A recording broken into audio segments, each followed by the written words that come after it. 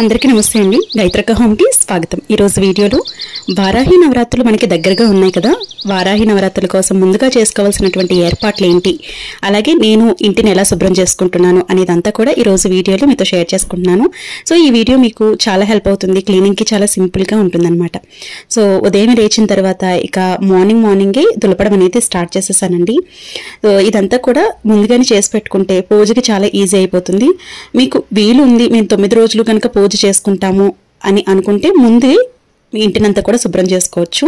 ఒకవేళ వీలు పడలేదు, కుదరదు అనుకునే పక్షంలో మీరు ఏ రోజైతే పూజ అనేది చేసుకుంటారో ఆ రోజు ముందు రోజు ఇంటినంతా కూడా క్లీన్ చేసుకోవచ్చు. మంగళవారం, శుక్రవారం తప్ప మిగిలిన రోజులు ఏ రోజైనా కూడా మీరు క్లీన్ చేసుకుని తర్వాత రోజు అమ్మవారికి పూజ అనేది చేసుకోవచ్చు.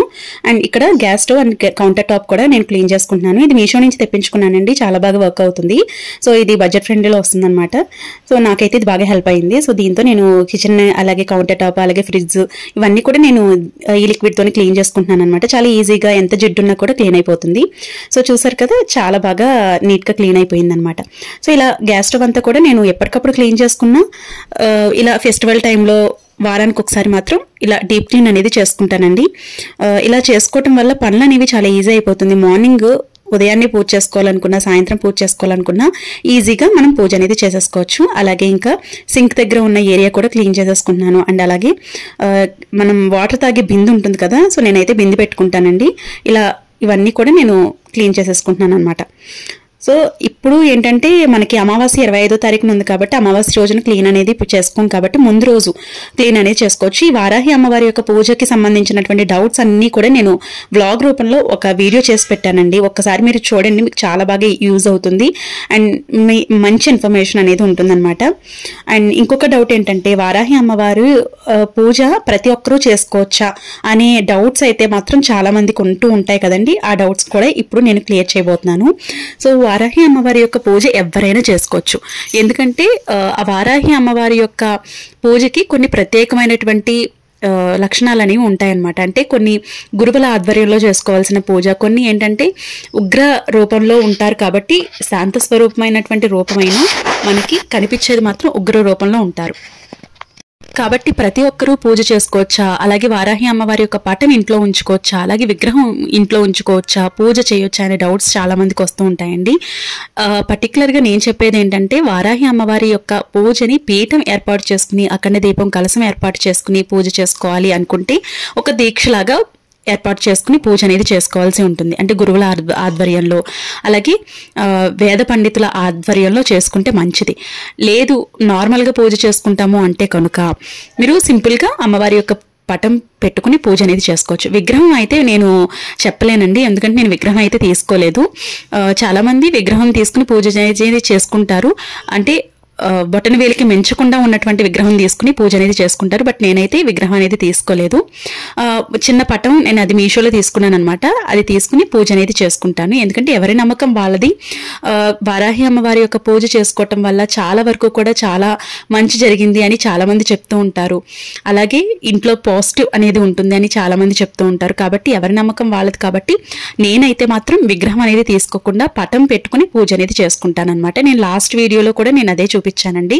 అయితే విగ్రహం విషయంలో వచ్చేసి నా దగ్గర కనకదుర్గమ్మ అమ్మవారి యొక్క విగ్రహం ఉందన్నమాట. ఆ విగ్రహం పెట్టుకొని ఆ విగ్రహాన్ని మనం ఏ దేవత అయినా కూడా లక్ష్మీ స్వరూపంగా భావిస్తాం కాబట్టి ఆ అమ్మవారిని వారాహి అమ్మవారిగా భావించి నేను అమ్మవారికి అంటే కనకదుర్గమ్మ అమ్మవారి విగ్రహానికి నేను అభిషేకం అనేది చేసుకుని చక్కగా పూజ అనేది చేసుకుంటాను. అయితే వారాహి అమ్మవారి యొక్క పూజ సింపుల్గా ఎలా చేసుకోవాలనేది నేను నెక్స్ట్ వీడియోలో మీతో షేర్ చేస్తాను. ఇంకొక విషయం ఏంటంటే, మీరు విగ్రహం పెట్టి పూజ చేయాలి అనుకుంటే కనుక పూజ చేసుకున్న తర్వాత విగ్రహాన్ని గుళ్ళో సమర్పించాలి అనేదైతే ఉందండి. సో అలా సమర్పించి రావచ్చు అనమాట. ఇంకా మనం పటం విషయానికి వచ్చినట్లయితే పటం మనం ఇంట్లో పెట్టుకున్న ఇబ్బంది ఏం లేదనమాట. బొటన వేలికి మించి ఉంటే మాత్రం మీరు వారాహి అమ్మవారి యొక్క విగ్రహం ఇంట్లో ఉంచుకోకుండా చూసుకోండి. బొటన వేలికి కొంచెం తగ్గి ఉంది విగ్రహం అనుకుంటే కనుక చక్కగా ఇంట్లో ఉంచుకోవచ్చండి, ఇబ్బంది ఏం లేదు. ఎందుకంటే అమ్మవారు కూడా లలిత అమ్మవారి యొక్క స్వరూపమే కాబట్టి ఇబ్బంది ఏం లేదు. కాకపోతే వారాహి అమ్మవారి యొక్క పూజలు చేసేటప్పుడు మాత్రం నియమనిష్టలతో, భక్తి శ్రద్ధ, ఏకాగ్రత, నియమనిష్టలతో ఒక ప్రణాళికాబద్ధంగా చక్కగా పూజ అనేది చేసుకోవాల్సి ఉంటుంది. ఇలా మాపింగ్ అంతా కూడా కంప్లీట్ అయిపోయిన తర్వాత ఇక్కడ నేను అందంగా ముగ్గు అంతా పెట్టేసుకున్నానండి. అయితే గడపని మాత్రం నేను గురువారం రోజున మాత్రం మాత్రమే నేను క్లీన్ అనేది చేసుకుని పసుపు రాసి బుదించుకుంటూ ఉంటానన్నమాట. కాబట్టి గడపనంతా కూడా క్లీన్ అనేది చేసేసుకున్నాను. పసుపు కుంకుమలు ఇంకా పెట్టలేదన్నమాట. గడప పూజ చేసినప్పుడు నేను అది డీటెయిల్గా మీతో షేర్ చేస్తాను. ఇక్కడ అమ్మవారి యొక్క పూజకి కావాల్సినటువంటి పూజా సామాగ్రి చూసినట్లయితే అమ్మవారి యొక్క చిత్రపటం తీసుకోవాలి. కళగా ఉండేటటువంటి అమ్మవారి యొక్క చిత్రపటం తీసుకున్న తర్వాత ఇక్కడ పూజకి కావాల్సినటువంటి పూజా సామాగ్రి ఏవైతే ఉంటాయో అవన్నీ కూడా నీట్గా క్లీన్ చేసి పెట్టుకున్నాను. అండ్ అలాగే ఫ్లవర్స్ అన్నమాట, మనకి ఎంతైతే వీలైతే ఉంటాయో అవి నేను ఫ్లవర్స్ తెప్పించుకుని పూజలో పెట్టుకోవడానికి అవన్నీ కూడా రెడీగా పెట్టుకుంటానండి. ఎందుకంటే పూజకి చాలా ఈజీ అయిపోతుంది. మనం కూర్చున్న దగ్గర నుండి లేవకుండా చక్కగా పూజ అనేది చేసుకోవచ్చు. నేను ఎలా అయితే పూజ చేసుకుంటానో అలాగే నేను మీతో షేర్ చేసుకుంటాను. నేను అందుకే ఫ్లవర్స్ కూడా ఎక్కువ మీరు ఫస్ట్ నుంచి గమనించినట్లయితే ఫ్లవర్స్ కూడా నేను ఎక్కువ యూజ్ చేయనండి. నాకున్నంతట్లోనే ఫ్లవర్స్ అనేవి పెట్టుకుంటాను. సింపుల్గా పూజ ఎలా చేసుకుంటాను అనేది నేను మీతో షేర్ చేస్తాను. ఆ విషయమే మీకు నచ్చుతుంది. చాలామంది కామెంట్స్లో చెప్తున్నారనమాట, చాలా సింపుల్గా ఉంటుందక్క, చాలా ఈజీగా పూజ అనేది చేసుకోవచ్చు, మీ పూజ చూశాను అంటున్నారు. థ్యాంక్ యూ సో మచ్ అండి. అండ్ అలాగే ఇంకా పూజకి కావాల్సినటువంటి ఏర్పాట్లు అంటే అగరబత్తులు, ధూప్ స్టిక్స్, అలాగే కుంకుమ, పసుపు, ఒత్తులు ఇవన్నీ కూడా దగ్గరగా పెట్టేసుకుంటే పూజ అనేది చాలా సింపుల్గా అయిపోతుంది. చాలామంది 9 రోజులు కూడా పూజ చేసుకునే వాళ్ళు ఉంటారు. కాకపోతే కొంతమందికి వీలు అవ్వకపోవచ్చు. అలా వీలు పడలేని వారు ఒక్కరోజైనా పూజ అనేది చేసుకోవచ్చు అనమాట. ఇబ్బంది ఏం లేదు. ఒకవేళ మీకు ఆ రోజు కూడా వీలు పడదు అనుకుంటే అమ్మవారి టెంపుల్కి వెళ్ళి దర్శించుకుని, అంటే లక్ష్మీదేవి అమ్మవారి, కనకదుర్గమ్మ అమ్మవారు, లలిత అమ్మవారు ఏ స్వరూపమైనా పర్వాలేదండి, అమ్మవారి యొక్క టెంపుల్కి వెళ్ళి అమ్మవారిని దర్శించుకుని నవరాత్రుల్లో చక్కగా ఇంటికి వచ్చి మీరు యథావిధిగా పనులు అనేవి చేసుకోవచ్చు అనమాట. ఇలా ఎలా చేసినా కూడా పర్వాలేదండి. ఇక్కడ నేను మీకు సింపుల్గా ఉండే పూజా విధానం చెప్పడం కోసం ఇవన్నీ కూడా నేను సిద్ధం చేసుకోవటం జరుగుతుంది. అంటే నేను ముందుగానే పూజ చేసి మీతో షేర్ చేయాలి కదా, సో అందుకని చెప్పి నేను ముందుగానే ఇంటినంతా కూడా క్లీన్ చేసేసాను అనమాట. సో ఇక్కడ నేను పసుపు కుంకుమ అవన్నీ కూడా ఏర్పాట్లు చేసుకుంటున్నాను. అలాగే అమ్మవారికి అర్చించడం కోసం, అమ్మవారి అర్చన కోసం అని చెప్పి పసుపు కొమ్ములు, అలాగే చిట్టి గాజులు, ముత్యాలు, అమ్మవారికి ఇష్టమైనటువంటి పూజా ద్రవ్యాలు ఏవైతే ఉంటాయో అవి నేను ఇలా సర్ది పెట్టుకున్నాను అనమాట. అలాగే కొంచెం రోజ్ వాటర్, గంధము, అలాగే జవ్వాదు ఇవన్నీ కూడా సిద్ధం చేసి పెట్టుకున్నాను. జవ్వాది ఏంటంటే నవరాత్రుల్లో జవ్వాది ఎక్కువగా ఉపయోగించడం వల్ల మన పూజా గది అనేది చాలా పరిమళభరితంగా ఉంటుంది. అంతేకాకుండా పూజ అంటే దేవాలయంలో ఉన్నటువంటి ఫీల్ అనేది ఉంటుందన్నమాట.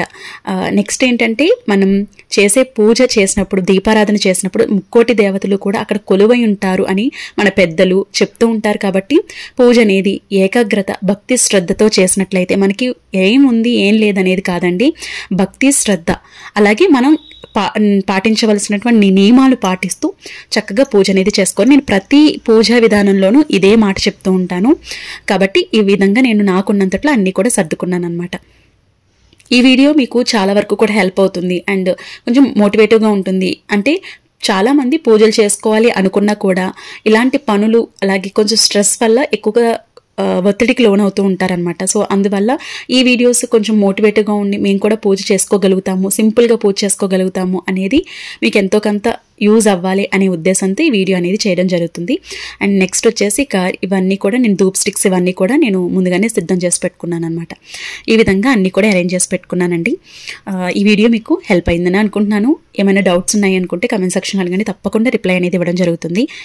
ఈ వీడియో మీకు హెల్ప్ అయింది అనుకుంటే ప్లీజ్ లైక్ చేయండి, షేర్ చేయండి, సబ్స్క్రైబ్ చేసుకోవడం మాత్రం అస్సలు మర్చిపోవద్దు. మీరు సబ్స్క్రైబ్ చేసుకోవడం వల్ల నాకు ఇంకా మోటివేటివ్గా ఉంటుంది, ఇలాంటి వీడియోస్ మరిన్ని అందివ్వాలని నాకు అనిపిస్తుంది అనమాట. కాబట్టి మీరు సబ్స్క్రైబ్ చేసి నన్ను సపోర్ట్ చేస్తారని అనుకుంటున్నాను. రేపటి ఒక మంచి వీడియోతో మళ్ళీ మీ ముందుకు వస్తానండి. మీ ఫ్రెండ్స్ అండ్ ఫ్యామిలీ మెంబర్స్కి తప్పకుండా ఈ వీడియో షేర్ చేయండి, వాళ్ళకి చాలా బాగా యూజ్ అవుతుంది. రేపటి వీడియోలో మళ్ళీ కలుద్దాం. అందరికీ నమస్తే. ఓం శ్రీ మాత్రే నమః.